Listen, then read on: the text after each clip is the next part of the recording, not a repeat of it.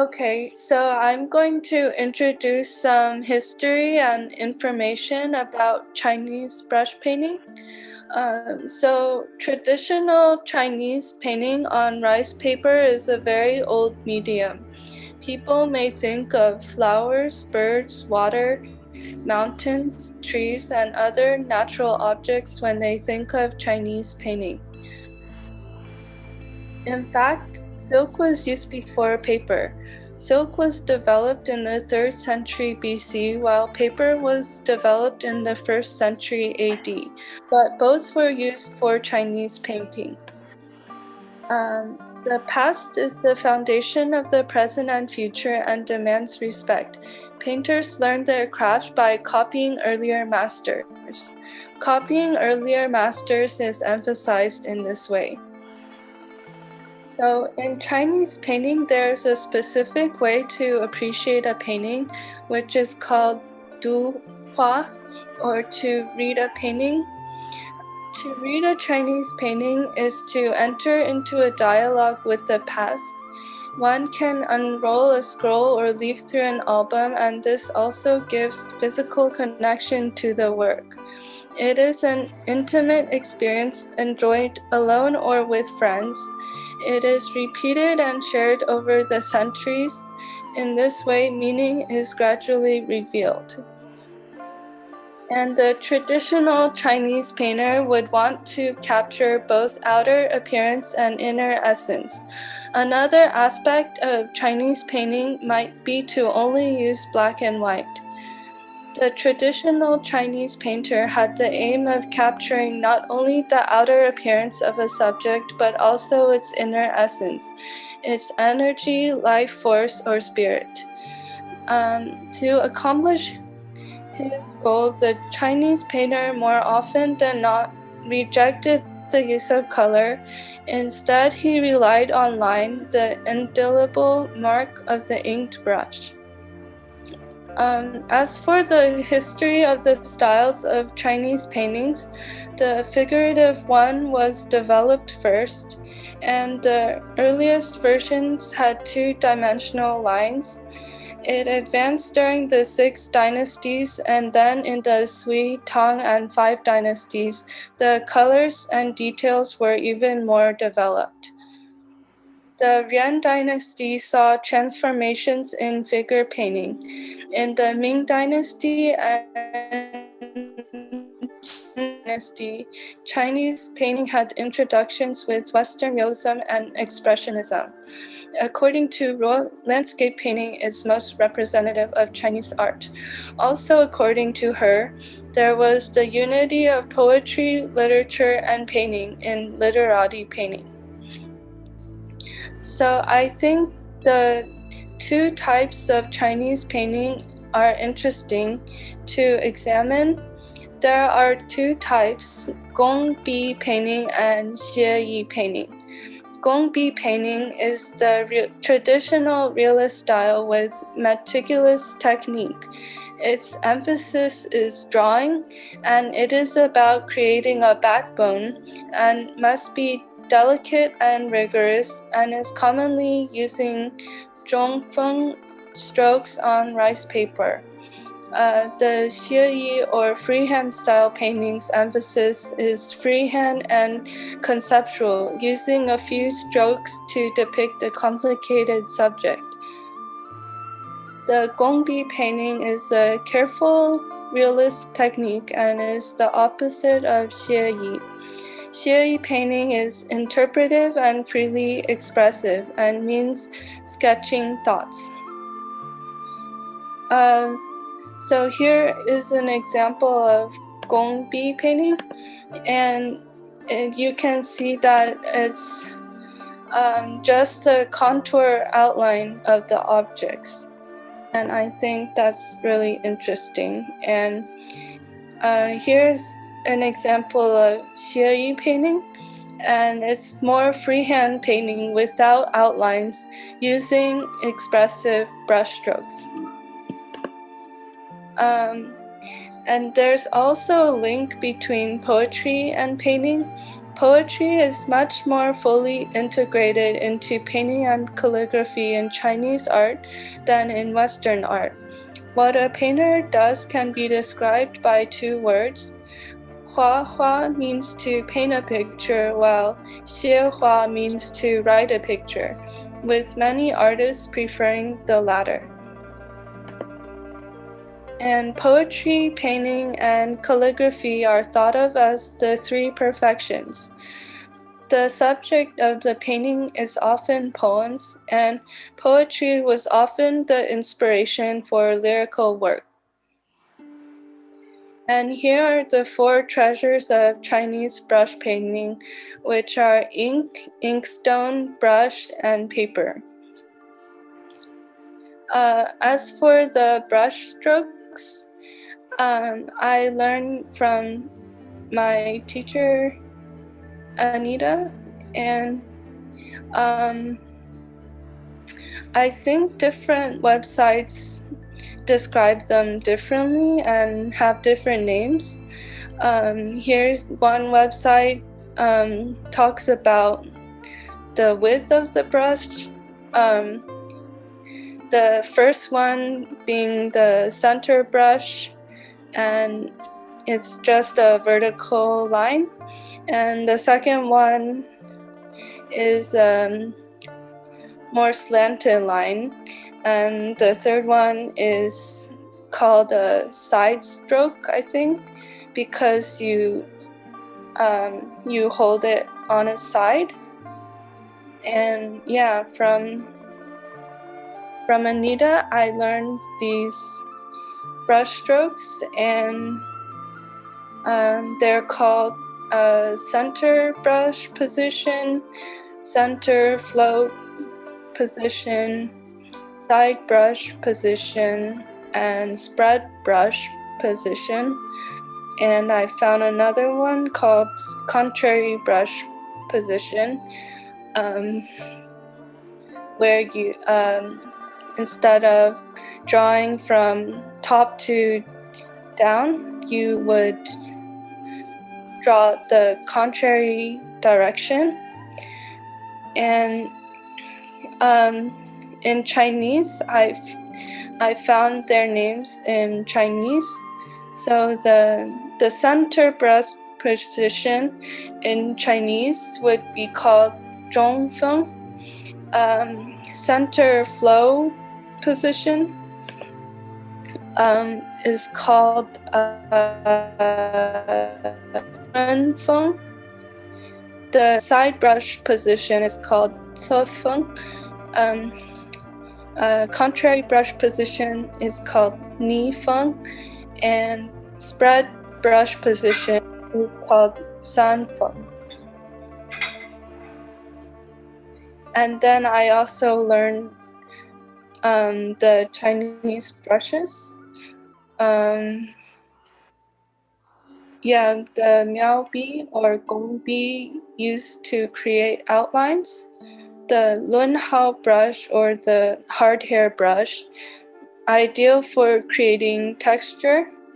Xieyi brush, being large and small, is for signing the signature or having a lot of control. Soft hair brush or goat hair brush was for use for floral objects or hair. Baiyun brush used for coloring in parts of the painting, and Shanma brush is an expressive brush.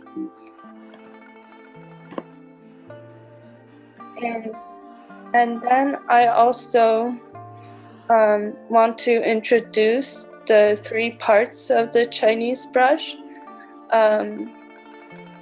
The tip of the brush is called jian, and the body is called shun, and then the root is called gun.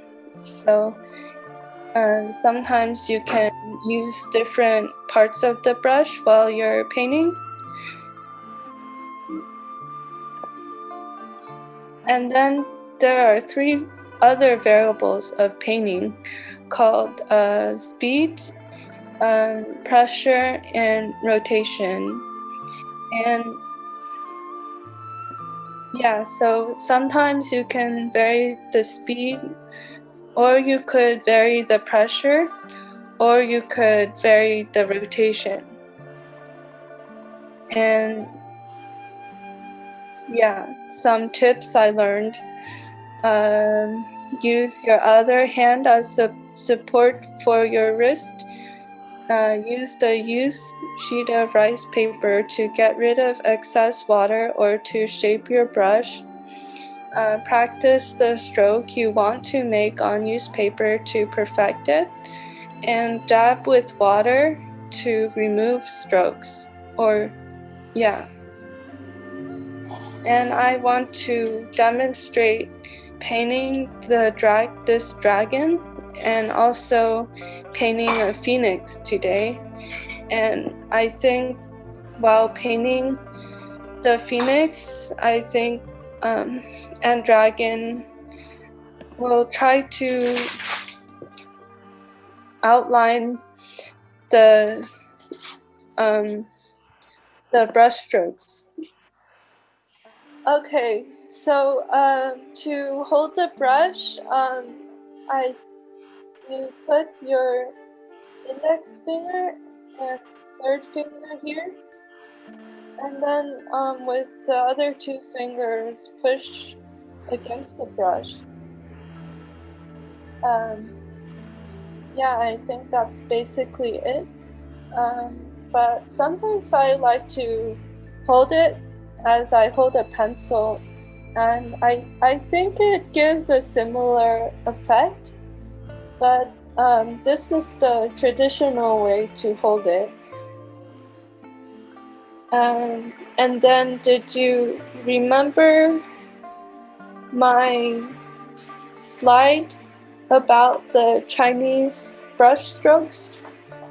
The first one is maybe the most important one. It's the center brush is the first one, and I think it's used most. So I want to try to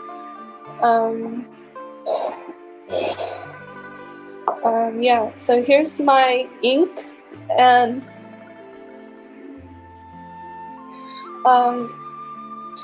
yeah, I really like to mix my ink with a lot of water because I don't want it to be too dark, and I want to be able to make it darker later.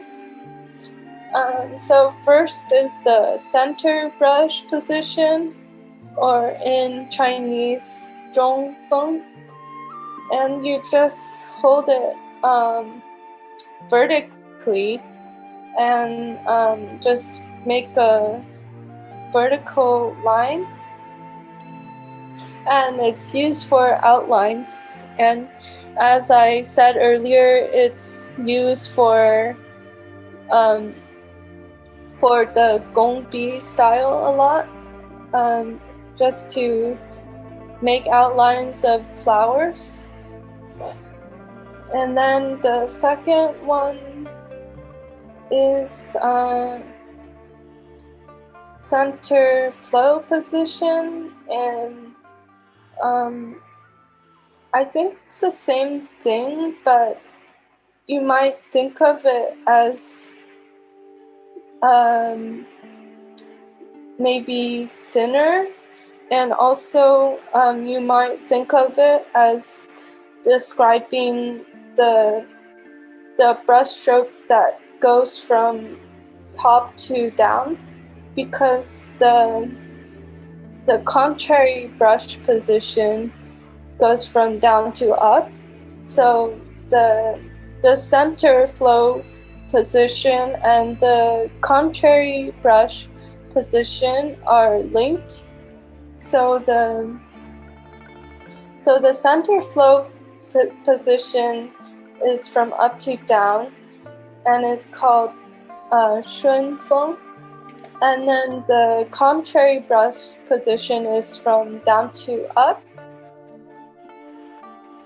And that's called a Ni Feng. So yeah, so those are 3 so far. The fourth one is the spread brush position.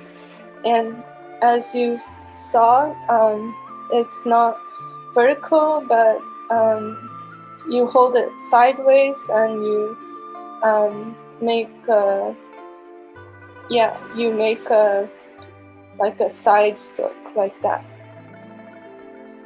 And it's useful to color in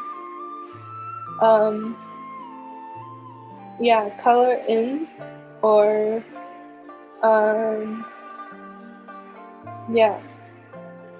so the center brush position is used for the outlines a lot, and the side brush position is used to make larger strokes. And then the last one, the spread brush position, you can twist the brush on a surface, and then it creates this textured stroke.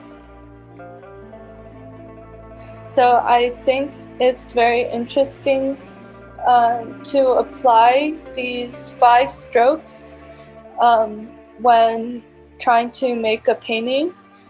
And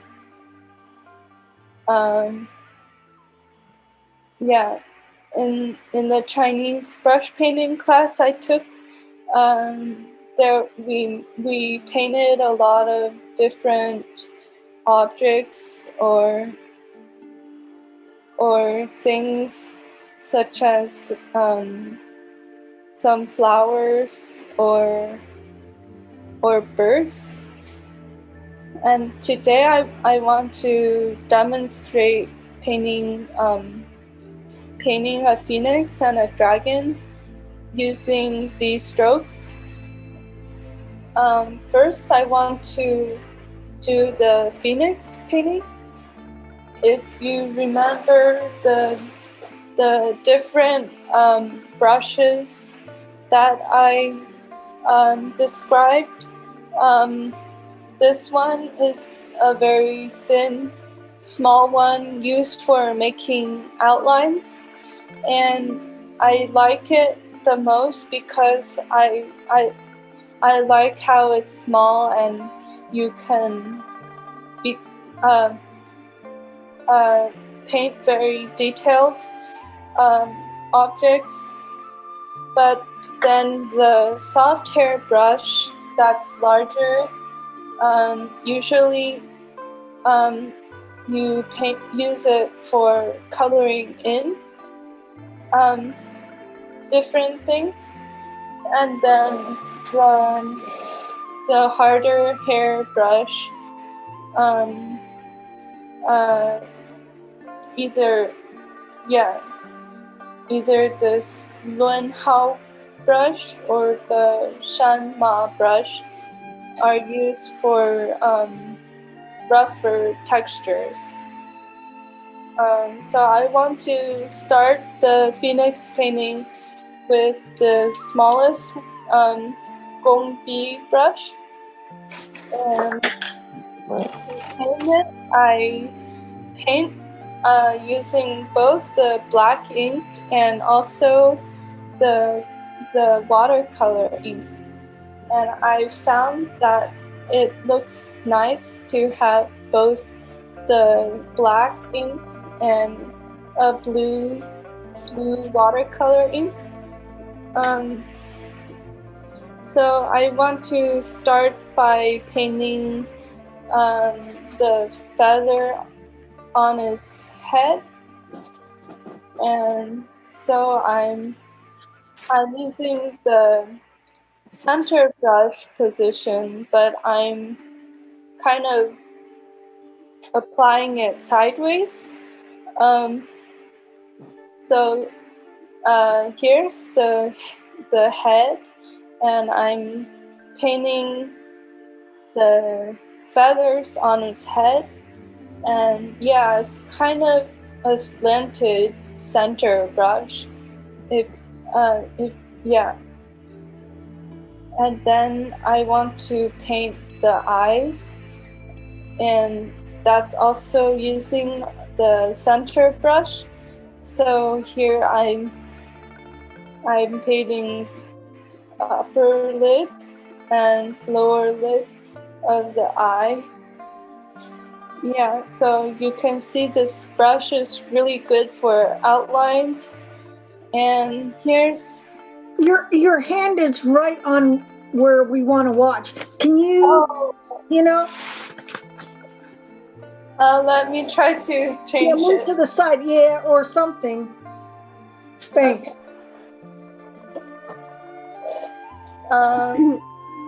May I ask, are we painting with you now, or are we just observing the? You painting too. Okay. Let's see. This is better. I'm not sure. Is this a little better? Yes. Okay. Much better. Okay, thanks. Then the beak, I like to paint 4 quick lines here. And yeah, I like to add a lot of water because I want to be able to adjust it later if it's and just add more ink later. And then after painting the beak, I use the center brush position again for the hair here, and the feathers below its neck here, and just more center brush position. And and then with the plumage, this is where you use the side brush position, and I want to make, so this would be its wing, and I want to make it with the side brush. And it kind of looks like a triangle, and and repeat the side brush several times for its wing here.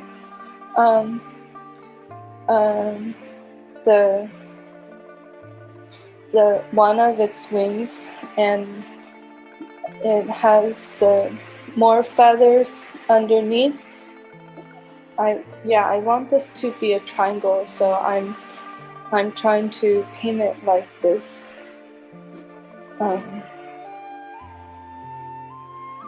Okay, and now I want to finish painting the feathers here, and I usually paint 2 layers of feathers.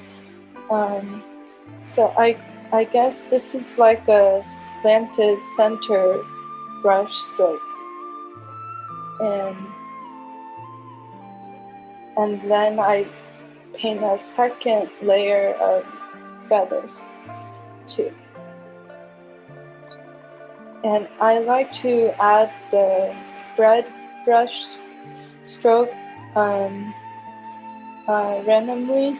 It just gives variation to the brush strokes, and so the watercolor is either coming in the tubes or they come in the one I recommended. So they come in these two.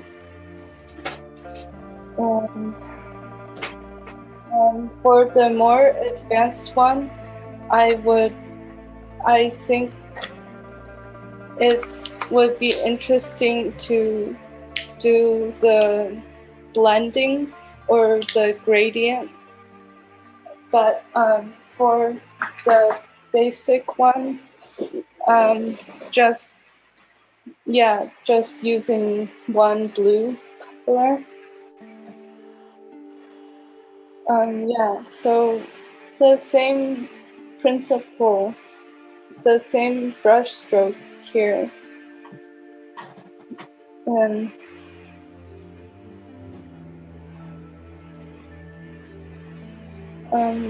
so if you add some blue, it will look more interesting.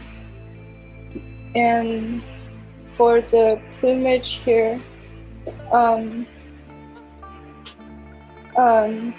use more side strokes for the plumage here. I like to create this diamond kind of shape, and in this blue color. Yeah, and then you paint the other wing in the same way you painted this one. Paint the other wing in the same way. The same triangle shape with it. See, this kind of has a gradient too, and makes it look more, but I think that's a more advanced technique. Sometimes I still hold it like I hold a pencil, but I think using a combination of the traditional way and the pencil, the way you hold a pencil is interesting. The lines here, I'm trying to paint it slowly, and with these lines, I think I try to paint it more quickly. And there's a variation in the pressure too. I think I start out with more pressure and end with lighter pressure. And the rotation, there's a bit of rotation here in the triangle here has a bit of rotation. And just want to finish with these,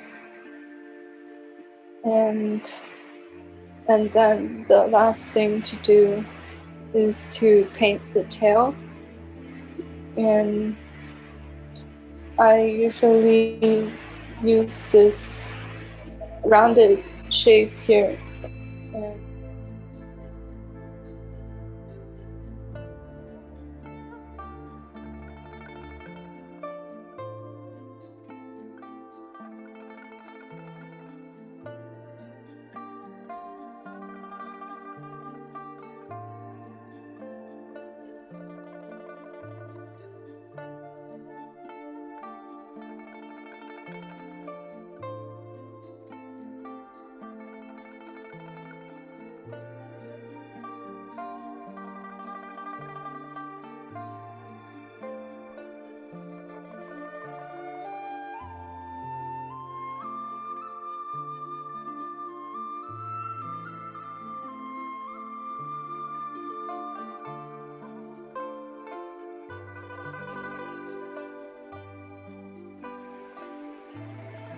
that's how I paint my phoenix.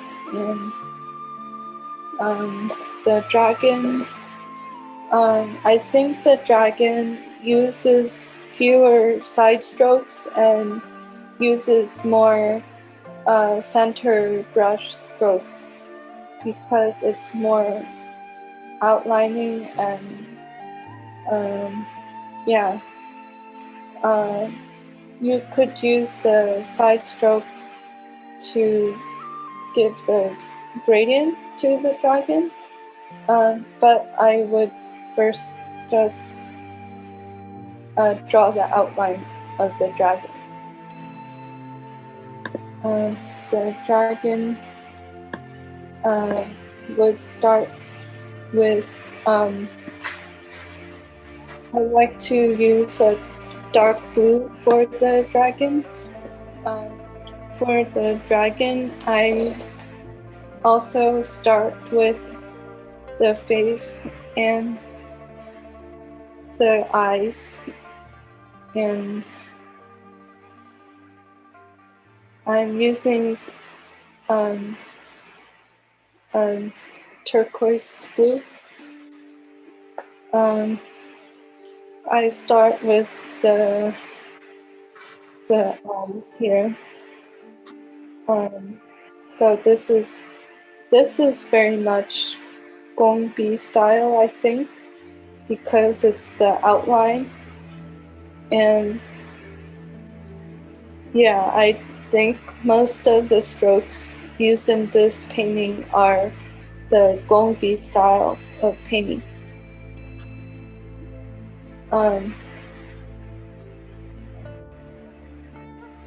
This is the eye.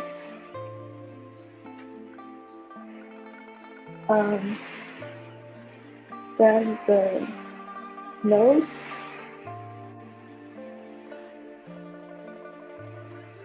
And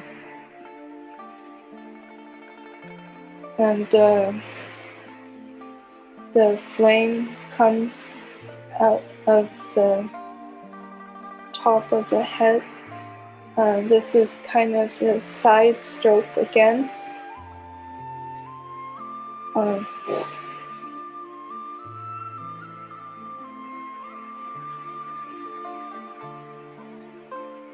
Yeah, that's the side stroke.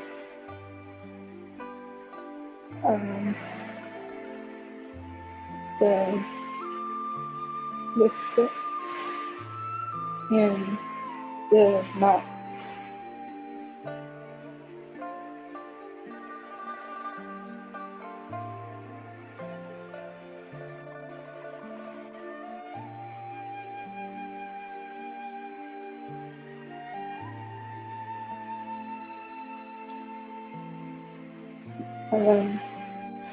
You can also use the side stroke on the body. Here's the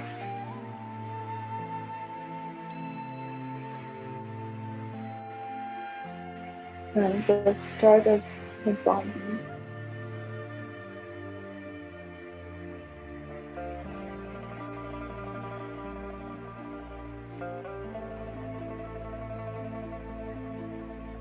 Yeah, so most of these lines are Gongbi lines.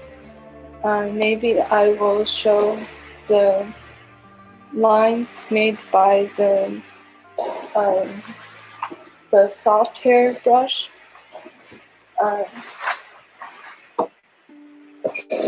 This is the soft hair brush, and it should be white. Look, and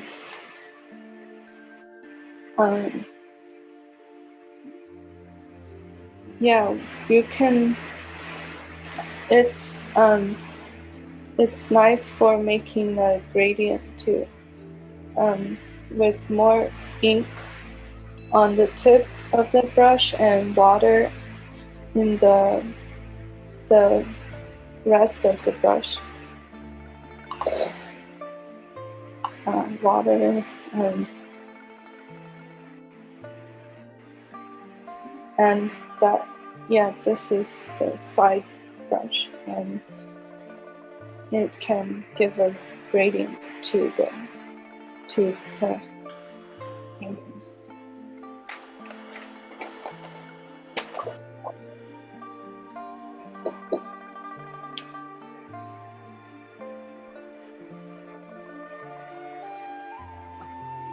Yeah, and the rest of the dragon is the small center brush strokes.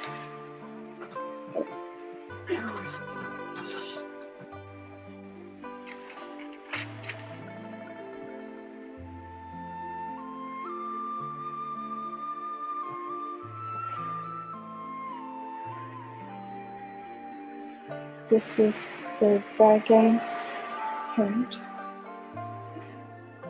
And also I usually add a scale to a dragon.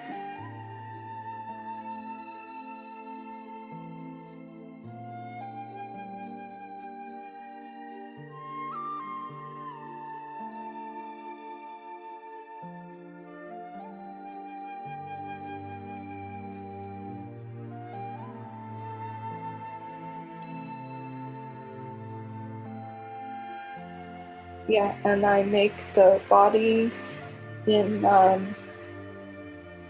this kind of wavy shape.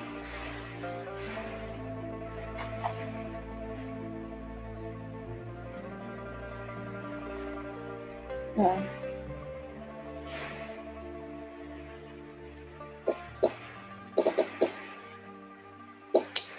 And I add some flames to the body.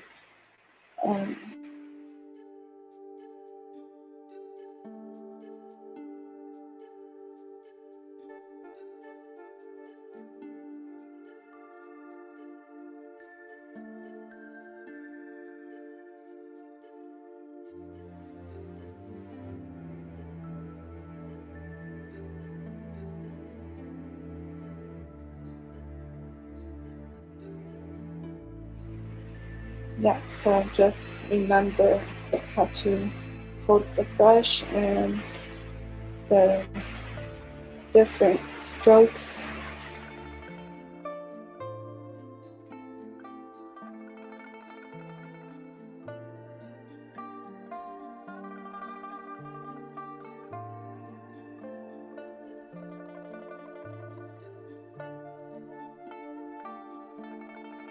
Yeah, another interesting thing about Chinese brush painting is you can add color wet on wet. For example, if you're painting a flower, then you can add like the inside maybe yellow color to the pink color, and yeah, it's kind of like oil painting, but not that much like oil painting. Yeah, and to complete the dragon, I just finish painting its body, and yeah.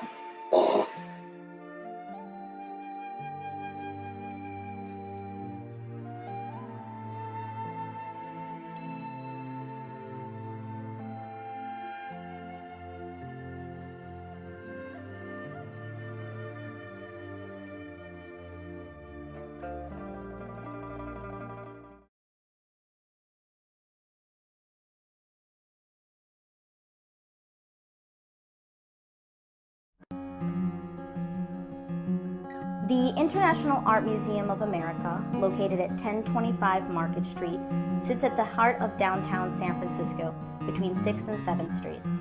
The aim of our nonprofit museum is to display artworks of disparate cultures to promote peace and harmony among peoples.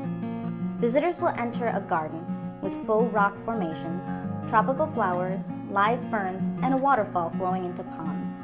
The gallery houses ink and wash Chinese paintings, abstract oil paintings, hyper-realistic ink paintings of animals, landscapes, and figures. Approximately 60% of the displays are paintings and sculptures by the contemporary artist H.H. Dorje Chengbuda III. The gallery also contains European oil paintings of landscape and portraits from 18th century, including works by the French realist Rosa Bonheur, the Norwegian impressionist Fritz Thalo, and the French fauvist Maurice de Vlaminck. YAMA offers a peaceful environment for visitors to enjoy beautiful art. Admission is free for all of 2014.